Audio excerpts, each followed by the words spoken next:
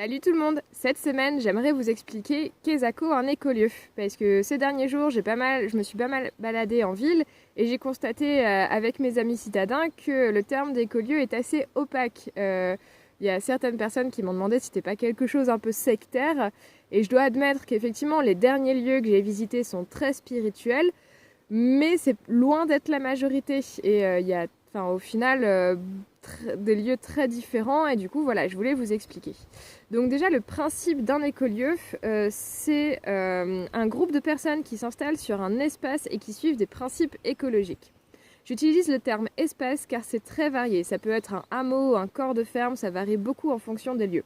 En ville, ça peut correspondre à jardiner et transformer un maximum de choses pour éviter les aliments industriels, les emballages, construire des hôtels à insectes, etc. Les actions s'étendent au fur et à mesure des capacités de terrain et des budgets, jusqu'à l'autonomie complète en termes d'énergie et de nourriture. Donc si c'est un corps de ferme avec 38 hectares, il y a déjà beaucoup plus de capacité d'autonomie qu'un éco-hameau en ville avec un petit jardin collectif. Mais voilà, c'est vraiment tendre vers quelque chose de moins consommant et de faire le plus de choses soi-même. Donc du coup, ça laisse un large choix d'activités, vu que le but c'est de faire un maximum par soi-même. Donc en ville ou en campagne. Donc les principes écologiques rassemblent tout ce qu'il est possible de faire et c'est à la carte en fonction du lieu. Voilà. Bien sûr, les lieux tendent vers l'autonomie mais pas l'autarcie. L'autonomie complète d'un seul lieu, c'est difficile.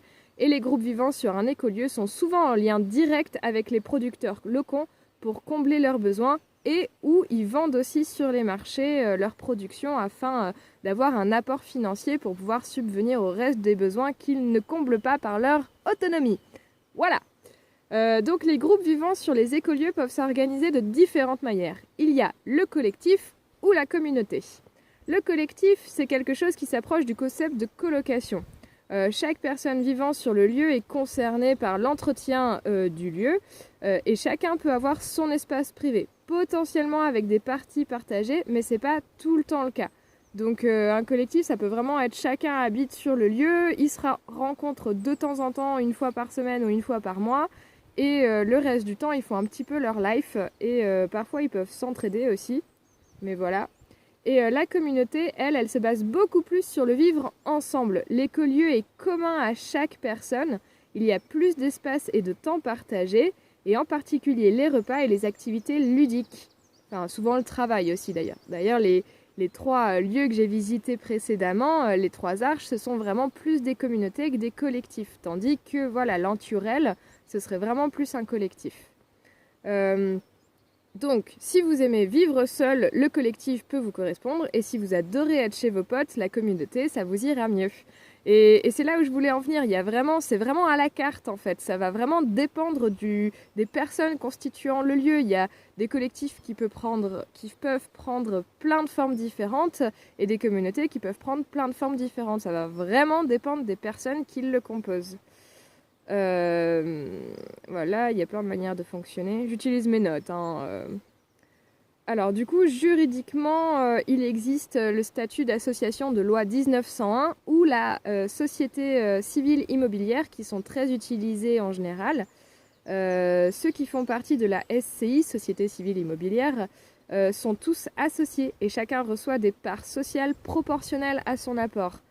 C'est un statut qui évite les disparités entre les individus concernés. Parce que souvent, ce qu'on essaye de faire, c'est d'éviter les hiérarchies le plus possible afin d'avoir une parité et quelque chose de démocratique et de viable à long terme. Parce que les hiérarchies, c'est quelque chose qui peut créer très vite des conflits. Donc, c'est ce qu'on essaye d'éviter. Voilà. Et souvent dans les écolieux, il y a des voyageurs de type woofer aussi. Ça, c'est génial pour partager le travail et la vie collective ou communautaire.